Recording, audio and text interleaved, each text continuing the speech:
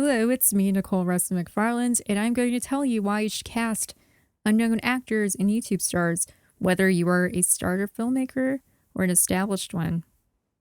So definitely, you don't want to be picky when you are starting out. You need to cast everyone you can and create roles if you must. That's very important, because what if maybe you started with 10 roles, then 35 people want to do it? And they're going to be really doing a good job because they've never acted before, or maybe they've acted, but they don't really get a chance to. You're going to shoo them away, be like, no. Or are you going to create roles, maybe one sentence roles? And it doesn't matter if that woman is saying, I forgot your mustard. She's going to do an outstanding job saying, I forgot this mustard. Okay? Don't be picky. And don't be that person who says, oh yeah, you don't have 16 acting lessons on your resume with these really famous acting coaches. And that's what every single person I know or meet does when he or she is starting out. New directors. I'm not talking about like the Chris Nolans of the world. Okay. I mean like newbie directors, maybe at most they've had 1 or 2 films at most. And these people demand that someone be Meryl Streep, okay? Or go back and take acting lessons or whatever. It's like, no. If you are a great director, you can pull out good acting performances from anyone. People are willing to work for lesser rates or for free in exchange for IMDb credits. And remember, every star was once unknown, okay? Turn people into stars. So why would you turn people into stars? And also, what if they're on YouTube? Why would you, or Instagram or whatever, why would you turn them into stars, Twitter stars, whatever, and take them and turn them into film stars? Well, because someone does not have to be a famous Hollywood actor or actress to promote a film with getting friends and family to spread the word. These people are great promoters, okay? YouTube stars, or any type of social media, whatever it is, times change. Podcast stars, whatever. Those people at every level have a built-in fan base in their own professional enough equipment. And I say professional enough because get real, you're not making an IMAX movie for your first film. Deal with it. You're going to already want to work with people who have their own video equipment, or if it's an animated film or voiceover work, their own microphone setup. And if you know what you're doing, you can make the most of the cheapest recorded material, okay? This is not an IMAX film. It's your first movie, maybe it's your third, maybe it's a short, maybe it's a feature, but you are not at this point out there with IMAX blockbusters, okay? Get a little humble and stop being so uppity about what people need and expectations. So here's the cool thing about people being great promoters. They sometimes go on to be really famous and create an interest in their early work, also known as your films. So can you imagine? Okay, what about some of these people who go on to be starlets? What if the next Jennifer Lawrence stars in your first movie, right? People are going to be searching that, and maybe it'll help you make it too, if you're concerned. The other thing about that, sometimes people do not have to be the next Jennifer Lawrence to be moderately well-known enough to promote a film. So there's this assumption like you have to have an Oscar, or you're not famous enough, or this magazine cover, or you are not famous enough. That's false. You just need a bit of fame, whether it's for you as a filmmaker or your cast or other people. That's all you need. My final massive point I would like to make: newer actors give the best performances. Now you're going to think like, oh, people who have never acted in their lives, people who have never taken acting lessons, or people maybe who have, they are going to be the ones to give the best acting performances. Yes, because people grateful for opportunities that don't often come their way, if they come at all, naturally give a better effort than some established A-list stars. So established A-list stars, who am I talking about? Well, I'm not saying Brad Pitt because he makes an effort, but I'm just referring to some people who were once great actors and actresses. And I quoted Quentin Tarantino on the last episode, the first one that I ever did. I'm going to quote Mr. Tarantino again. He talks all the time about how he thinks directors get rusty, and that's his view because stereotypes. I said stereotypes. Tongue twister day. Sponsored by nasal congestion. Okay, stereotypes can be true. Okay, so think of anyone you know who's been at it in a profession forever and ever. Sometimes people are good. Very often people get rusty. And I know I'm not that kind of person because I'm obsessed with work. But many people by the time they're 72 are like, I'm retiring. And that's what Mr. Tarantino is talking about. Some people need to retire and they don't. And they're in it for the money or whatever reasons, but money's good. But, they also don't like their jobs anymore. That's what he's referring to. People get rusty as directors. Well, you know what? Actors do too. And there are many people who were once great actors and actresses who are now A-list stars, kind of iPhoning in, texting in their performances. And you feel ripped off, kind of. You feel like they've built a name. Now they get hired for no reason. Getting hired for no reason. Bad.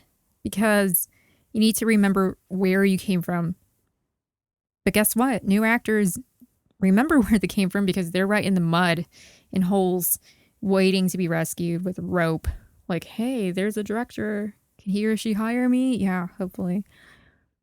Oh, and guess what? You can also work with celebrities crossing over into acting or actors whose roles have dried up. So you could think, say there's a girl who's maybe a very famous ballerina. She wants to be an actress. She's really famous as a ballerina. What about the Broadway starlet? Nobody's giving her work. I know a gentleman who cast some Broadway people in his first film, his first feature. And they are outstanding. And did it make a difference that they had never starred in a very widely distributed film? Because he ended up getting, he worked with a distributor. Did it make a difference? No, because they did an amazing job. What about me? In a feature I'm working with, adapting from a short to a feature-length animation. And there are two this year as I record this that I'm going to stick out online. And one of them, I work with celebrity chefs from the Food Network world, and they really want to be in film. Okay, so they give it their all. And these people very often come with lots of valuable experience. It just happens to not be in acting, and thus they're unfairly not given chances. So give them a chance. So casting directors look at them. So what I mean by that, and I'm staring at my notes here. Look, okay. You're going to turn to, okay, say as an example, he's not in my film. He was in a Disney film. Emeril Lagasse.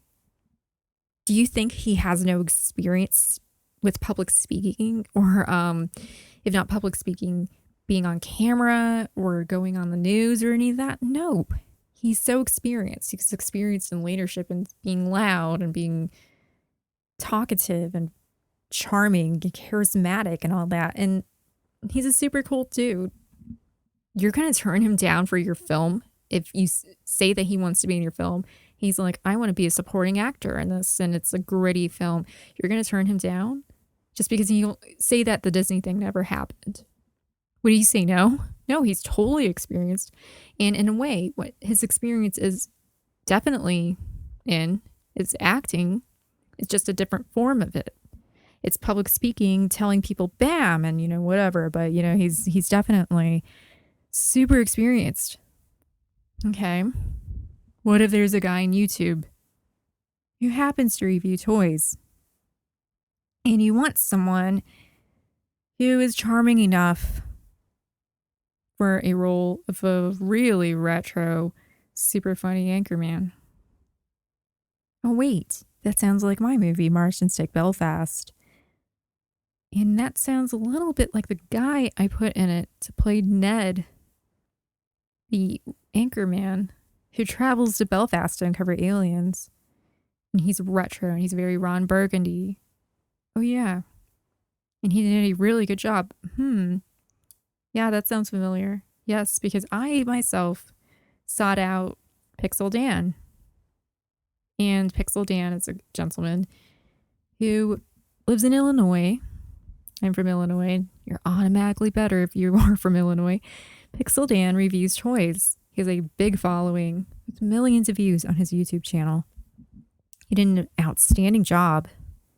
And he just so happened to have a camera, and just so happened to be located in Illinois, where he had access to a farm. And we combined it with footage from Belfast, Ireland, Northern Ireland, to be exact, in a float. Okay? And he had this excellent retro microphone and outfit and everything. It was perfect. See? So sometimes people are underestimated. If you've ever felt underestimated or worthless, think about how they feel. That these people would probably love to be in a big budget film. But it's a little hard to get in a big, Emerald was, but it's a little hard to get in a big budget film if nobody hires you. And that's the kicker. If nobody hires you, who's going to hire you, right? So think about it as a director. Is a studio going to hire you? No. I mean, not likely. Unless you're already Brad Pitt or someone. So why won't you help other people in the process of helping yourself? And that's one reason I so badly press for you to hire unknown actors who are, and I hate this term, thrown in the garbage bin as has-beens or wash-up losers or whatever it is. Like, I've heard both the phrases wash-ups and washed up with an ED.